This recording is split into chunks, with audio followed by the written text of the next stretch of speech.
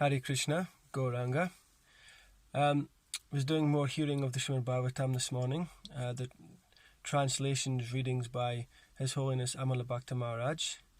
And again, I just want to plug that, big shout out to that one, is that it's a really good way to hear the Bhagavatam for those who are either working or, just exercising or whatever it is you're doing in life. It's you can get through it fairly easy if you just pop it on in the background and listen to it. And like I am myself, I'm finding out little bits from it and picking up stuff which I wouldn't have the time to sit and read. I've read years ago when I was a single man and when I was a brahmachari and so on and so forth. I read the Bhagavatam 4 times.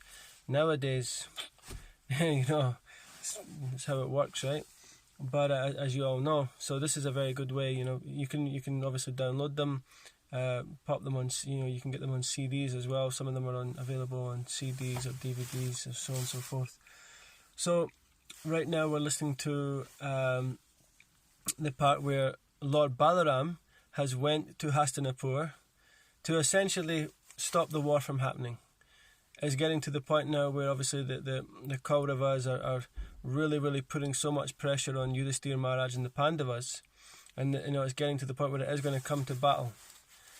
And of course, Krishna just wants to just go in there and wipe them out. He's very clear that this is my mission. I've come to re-establish religious principles, and obviously cut down any demoniac entities, wipe out all these kings. But Balaram, he has some favourable nature towards Duryodhan and so on and so forth. He actually taught Duryodhan how to fight with a gada, with a club, yeah. So he says, okay, I'm going to go over there and, negotiate a little bit. So of course, naturally, when the Lord goes there to Hastinapur, he's welcomed as a brother, as a fellow prince, with so much respect and honour, and the usual thing, bathing his feet and giving him a place to sit in nice rooms and fresh cloth and some opulent prasadam and so on and so forth. And they're speaking to him, discussing with him, and eventually it'll come to the point where they'll say, my Lord, what brings you here? And he says, okay, you must give. Lord Balarama says, you give the kingdom to Yudhishthira Maharaj. He's the rightful king. Prevent this war from happening. Now, upon doing so, instantly the Kauravas, their envious nature, their demoniac nature comes out. So you can easily see that, this is one little instructional point, is that you just need to scratch the surface with a person in the mode of ignorance to find out their nature. And another thing with Srila Prabhupada used to say is, a fool only has to speak to reveal their mood, So realistically speaking, you can see very quickly what you're dealing with when someone starts to speak. Where I said the other day about the power of the spoken word, So Lord Balarama, he's made that point to them, and then instantly they start just really becoming blasphemous to the Lord and to all the Pandavas and to Krishna himself. They're saying, oh, you're just mere vassals. Your kingship and your kingdoms and all these things were given to you by us, by becoming relatives of ours. He says that, we are like the heads and yous aren't even like the shoes that go on the feet, Of course, Lord Balarama and they tell him to go. He said, be gone from our presence, with this insulting comment, to you dare to come and instruct us, And then Lord Balarama, naturally, as we know, Lord Balarama is also very Ashatosh in his mentality. He can become very happy and also very angry quickly. Just as when he instructed Krishna not to kill Rukmi, later on he eventually killed Rukmi when Rukmi insulted him. So, and of course, other incidents where Lord Balarama dragged the Yamuna into multiple pieces, So in this instance, Lord Balarama said, okay, you think this about me and about, Krishna, So he says, I'm not going to take this. And he takes his plough and he starts dragging the whole city towards the Ganga. And of course, naturally, the Kauravas, they're shocked, they're in great fear and disturbed in mind, And instantly they run and they're praying, apologizing profusely to the Lord. And actually, they go into some really quite accurate philosophy. And this is the point where I found some realization there. They start speaking and saying, oh, my dear Lord Balarama, you're the Supreme Person of Godhead, you're none different from Krishna. As Mahasankarshan, you hold up all the universes on your head. and then they're talking about the causal ocean is resting, everything's resting on you, you're the energies in the material world, so they're going into all this philosophy. And then Lord Balaram's pacified. Now what's interesting is, despite knowing so much philosophy, knowing so much about the universe, and knowing actually who Krishna and Balaram are, still they can be so offensive in nature and not actually be devotees, not be Krishna conscious. And this is the same with all the great demons. Hiranyakashipu, when his brother was killed and he was pacifying the woman, Hiranyaksha's wife and his own wife and relatives, cousins, aunties, all these kind of things, he was speaking such great philosophy, but he was still the topmost demon. So he was so clouded by his demoniac mentality.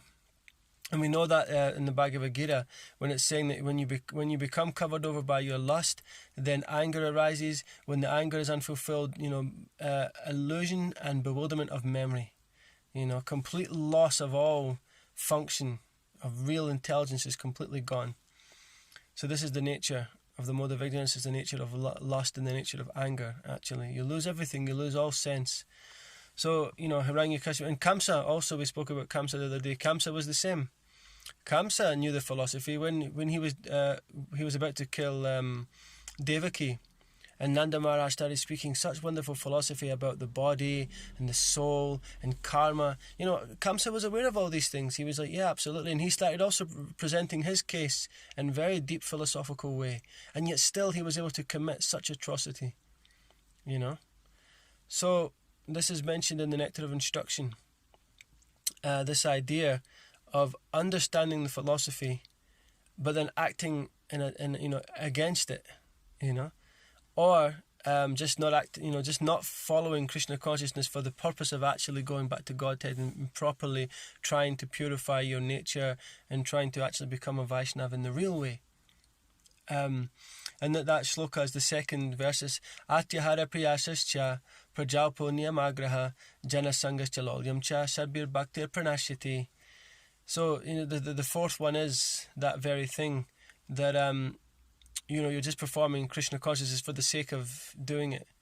Or you're not actually following, and you're just acting in your own independent and whimsical way. Both of these are really averse to your advancement in spiritual life.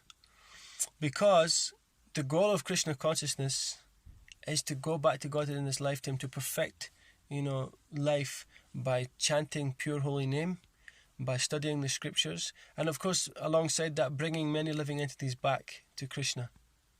Whether it's by preaching on book distribution or Harinam, or going out and preaching, giving classes, whatever, linking people through prasadam, just your colleagues at work bringing some prasadam. And of course I know during COVID these things are slightly hampered, but ideally speaking, however you can link people to Krishna consciousness in some small or big degree, that is the goal of life. That is the whole point. The Yuga Dharma is the chanting of the holy name and in congregation.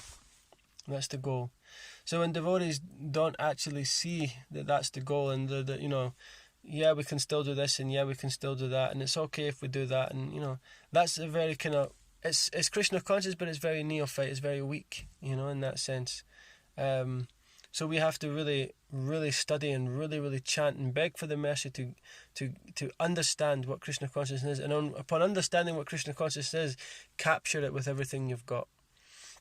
And then the other one, of course, just going against, if you obviously naturally make offences and so on and so forth, your Krishna consciousness will be dissolved, very rapidly. All your good works will quickly disintegrate, especially if you offend the topmost Vaishnavas, in our movement, simply just by going against their instruction. And there's one thing that came, actually, I was reading in the Prabhupada, reading this time, reading the Distribute Books, which is I mentioned in a few lectures back by Satsvarup Maharaj. And of course he's telling the history of book distribution from 1971 when it started till 1975. And he was discussing the part about the Chaitanya Charitamrita, the famous marathon, the 2-month sprint. At that point the devotees were getting books. It would take them about 4 months to get a book out. And then they were saying to Prabhupada, yeah, we can do a book a month. So there was 17 volumes of the Chaitanya Charitamrita left to complete.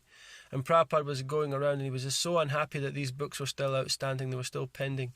So he had really gave the devotees a bit of verbal and said, look, this is... Just before that, actually, he had made the famous lecture where he said, this is my request, where is book? I heard it from my spiritual master, and I've took that up, and now I want it that you print books and, distribute them all over the world, And then in that way, spread our movement, this is what will please me, So Prabhupada had said that, and then a day later, he was walking around with the devotees, Rameshwar, and so on and so forth.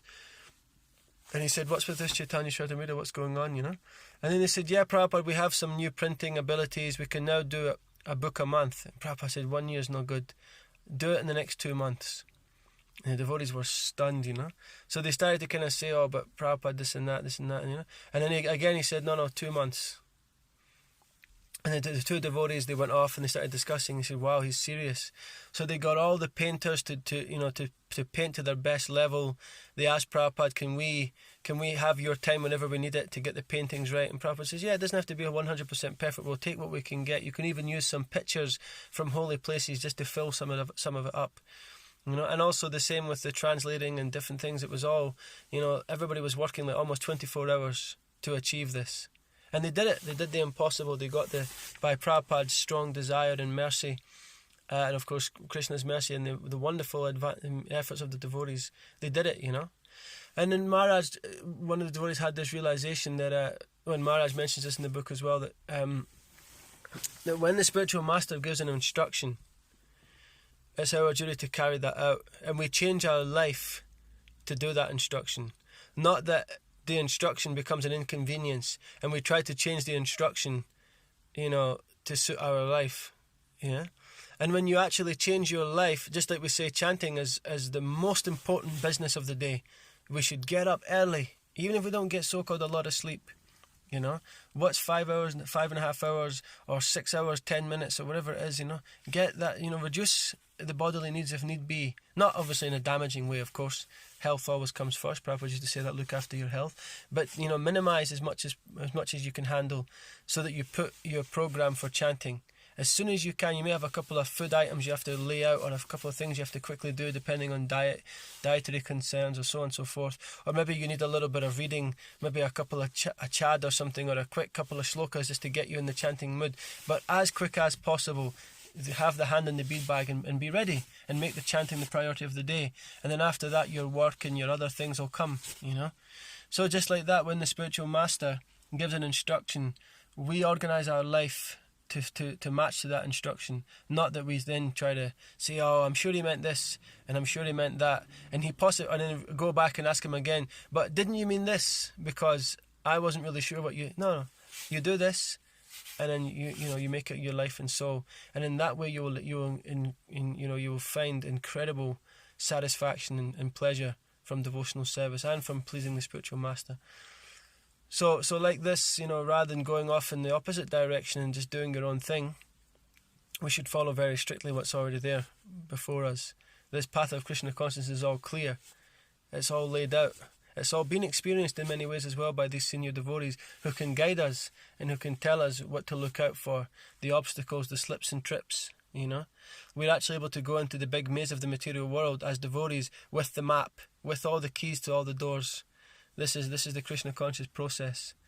And that nectar of instruction, these verses are there. Rupa Goswami put them in place for these Kali Yuga, these devotees in Kali Yuga so that they can navigate out, Otherwise, it's a dark place in the material world, and we need all the help we can get. So yeah, like these demoniac kings, don't know the philosophy and act against it, Know the philosophy and follow the philosophy. Live the Bhagavatam. Live the Krishna conscious lifestyle in a transparent way. Srila Prabhupada ki jai, Nitai Gaura Premanande Hari Hari Bo.